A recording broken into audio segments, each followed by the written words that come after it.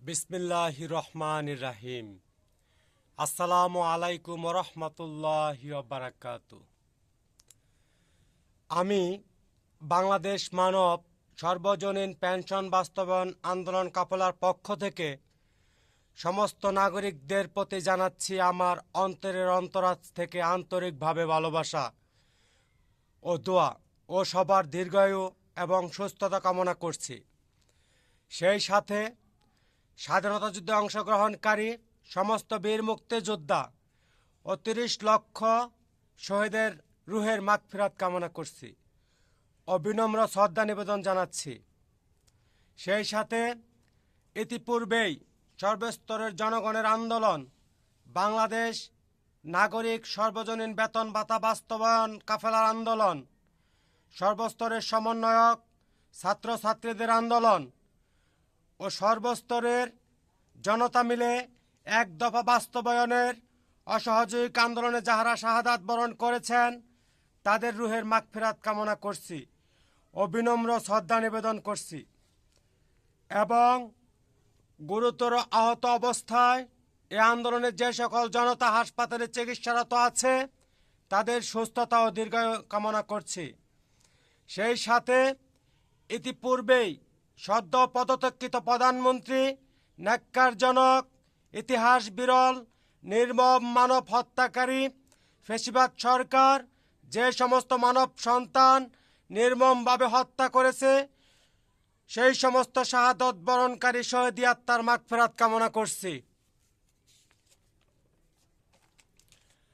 আরও জানাচ্ছি যে সদ্য পদত্যাগকৃত ফ্যাসিবাদ সরকারকে পতন ঘটিয়ে সর্বস্তরের জনতার বিপ্লবী আন্দোলন ঘটিয়ে এই আন্দোলনে আমরা জয়লাভ করেছি, তার জন্য সর্বস্তরের বাংলাদেশ নাগরিকদের জানাচ্ছি আন্তরিক মোবারকবাদ।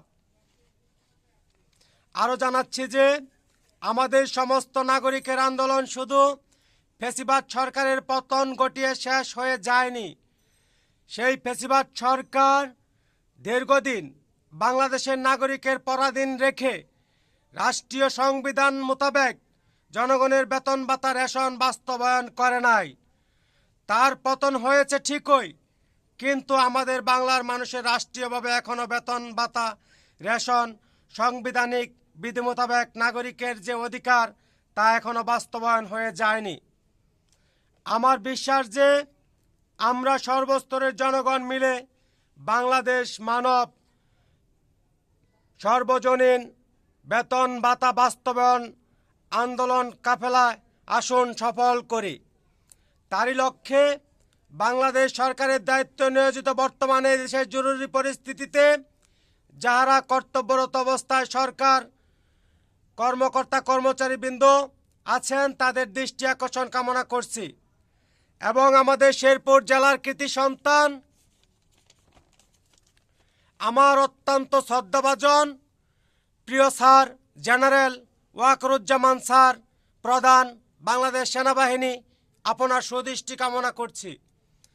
আপনারা সকলেই মিলে নাগরিক অধিকার বেতন ভাতা বাস্তবায়ন করুন, যাহা পদত্যাগকৃত কলঙ্কের ফ্যাসিবাদ সরকার বাস্তবায়ন করে নাই। সেই কলঙ্কের ইতিহাস মুছে দিয়ে বর্তমানে এই জাতির নতুন করে মুক্তির পথ উন্মোচন করুন। সদ্য পদত্যাগকৃত সরকারের আমলে নানা অপকর্মের কারণে 2022 সালে আমি বাংলাদেশ মানব সর্বজনীন বেতন ভাতা বাস্তবায়ন আন্দোলন কাফেলার প্রথম কার্যক্রম চালিয়েছিলাম। সেই ফ্যাসিবাদীর পতন হয়েছে। আসুন আমরা সবাই মিলে যতদিন জনগণের নাগরিক অধিকার বেতন ভাতা বাস্তবায়ন না হয় ততদিন মনে রাখবেন আমাদের এই সর্বজনীন নাগরিকের বেতন ভাতা বাস্তবায়ন আন্দোলন কাফেলার আন্দোলন কাজ অব্যাহত থাকবে। ততদিন সমস্ত দেশের জনগণের বেতন ভাতা বাস্তবায়ন না করা হবে ততদিন বাংলাদেশ মানব সর্বজনীন বেতন ভাতা ও নাগরিক রেশন বাস্তবায়ন আন্দোলন কার্যক্রম অব্যাহত থাকবে। বাংলাদেশ মানব সর্বজনীন রেশন বেতন ভাতা বাস্তবায়ন আন্দোলন কাফেলার প্রেসিডেন্ট মোহাম্মদ মমিনুল ইসলাম সমস্ত জাতির উদ্দেশ্যে বলছি, আপনাদের সকল দেশবাসীকে নিয়ে ইতিহাসের জঘন্যতম ফেসিবাদ সদ্য পদত্যাগকৃত সরকারকে আমরা সর্বস্তরের ছাত্রছাত্রী ও জনগণ বিপ্লব ঘটিয়ে